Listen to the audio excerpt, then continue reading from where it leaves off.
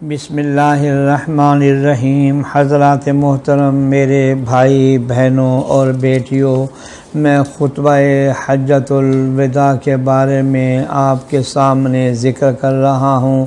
وراثت کے بارے میں بھی آپ نے حضرت صلی اللہ علیہ وسلم کے ارشادات سن لیے ہیں کہ عورتوں کو جو وراثت سے محروم کیا جاتا ہے یہ بہت بڑا گناہ کبیرہ ہے۔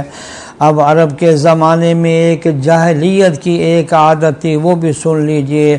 حجۃ الوداع کے موقع پر نبی اکرم صلی اللہ علیہ وسلم نے ایک اور رسم توڑی، جس کا اعلان پہلے ہی فرما دیا تھا کہ قریش اپنا ایک اور امتیاز انہوں نے قائم رکھا ہوا تھا۔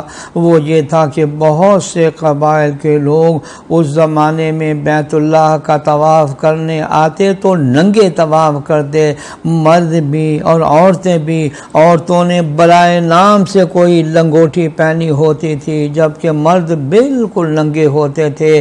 دلیل ان کی یہ ہوتی تھی کہ ہم اپنے اصلی حالت میں جا رہے ہیں۔ کہتے تھے کہ جس حالت میں ہم دنیا میں آئے تھے اسی حالت میں ہم اللہ کے گھر کا طواف کرتے ہیں۔ قریشی جس کو چاہتے تھے لباس پہنا دیتے تھے۔ قریشیوں نے اپنا یہ اعزاز رکھا ہوا تھا کہ وہ جس کو کرتا چادر دے دیں وہ پہن لیتا تھا، جبکہ باقی بغیر کپڑوں کے ہی رہتے تھے۔ اس بات کو بڑا اعزاز سمجھا جاتا تھا کہ مجھے قریش نے لباس پہنایا ہے۔ بہرحال نبی اکرم صلی اللہ علیہ وسلم نے تو ننگی حالت میں طواف کرنے کو ختم ہی کروا دیا تھا، اور حضرت ابوبکر صدیق رضی اللہ تعالیٰ عنہ کے ذریعے اس کا اعلان پچھلے سال یعنی سن 9 ہجری کو آپ نے یہ کروا دیا تھا۔ 10 ہجری کو یعنی ایک سال بعد حضرت صلی اللہ علیہ وسلم تشریف لا رہے تھے تو فرما دیا کہ اگلے سال کوئی مرد یا کوئی عورت ننگی طواف نہیں کر سکیں گے۔ عورت کے لیے پورا لباس ضروری ہوگا، جبکہ مرد کے لیے احرام کی 2 چادریں۔ تو یہ رسم بھی نبی اکرم صلی اللہ علیہ وسلم نے حج کے موقع پر توڑ دی۔ رسول اللہ صلی اللہ علیہ وسلم نے جہاں حجۃ الوداع کے موقع پر اور ہدایات فرمائی، ان میں سے ایک ہدایت یہ بھی تھی کہ اگر کسی کٹے ہوئے کان والے سیاہ فام غلام کو بھی تم پر امیر مقرر کیا جائے جو کتاب اللہ کے مطابق شریعت کے مطابق تمہاری قیادت کرے تو اس کی بات سنو اور اس کی اطاعت کرو۔ گویا رسول اللہ صلی اللہ علیہ وسلم نے یہ اصول بیان فرما دیا کہ کتاب اللہ کا پابند ہونا ضروری ہے، باقی جو لوگوں کے امتیازات ہیں ان کی کوئی حیثیت نہیں۔ یہ ایک بہت بڑی تبدیلی جناب نبی کریم صلی اللہ علیہ وسلم نے پیدا فرمائی۔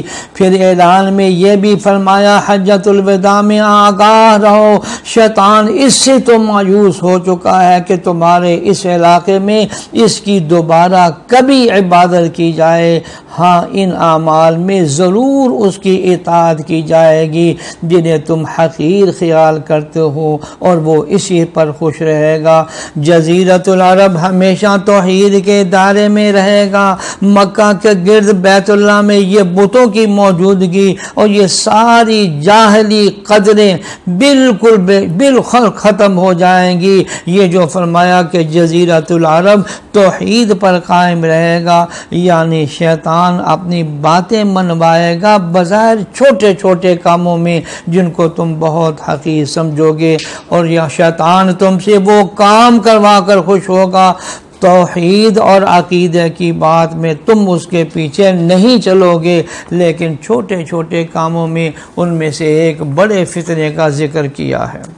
اللہ جل شانہ ہمیں شیطان کی ہر چال سے محفوظ فرمائے۔ اور پھر یہ فرمایا، ایک بڑے فتنے کا ذکر کیا ہے کہ حجۃ الوداع میں فرمایا کہ یہ جو دجال کا فتنہ ہے یہ بھی آنے والا ہے، اس سے ابھی سے پناہ مانگنے شروع کر دو۔ اور دعا یہ ہمیں تلقین فرمائی، اعوذ بک من فتنۃ المسیح الدجال، یا اللہ مسیح دجال کے فتنے سے میں تیری حفاظت میں آتا ہوں۔